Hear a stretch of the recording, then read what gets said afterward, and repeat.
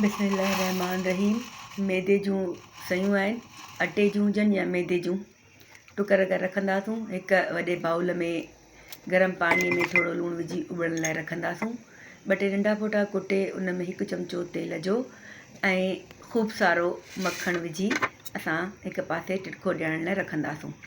जॾहिं पाणी गरम थिए त उन में असां पंहिंजूं सयूं विझी उन सां गॾु 2 फुड़ा तेल जा विझंदासूं त जीअं सयूं पाण में न मिलनि ऐं अलॻि अलॻि थी बीहनि। यानी तेल विझण सां सयूं ॻोड़ा न थींदियूं। तक़रीबन 2 मिंट बॉइल करण खां पोइ असां इन्हनि खे छाणे सयुनि खे पोइ मथां थधो पाणी हारींदासूं त जीअं जेको ही अंदरां ॻरण जो प्रोसेस आहे बीह रहे ऐं वधीक गरमाइश ते ही सयूं ॻरी भत न थी वञनि।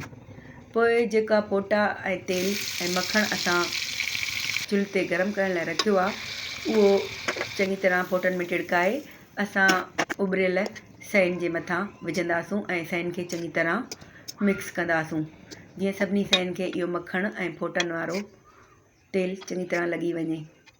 पोइ प्लेट में लाहे जेतिरी असांखे ज़रूरत आहे उन जे मथां असां मिठाई यानी मुस्ती या खंडु विझी खाईंदासूं। तयारु आहिनि असांजूं सिंध जूं हर दिलि अज़ीज़ अछियूं पाणीअ वारियूं रधियल सयूं।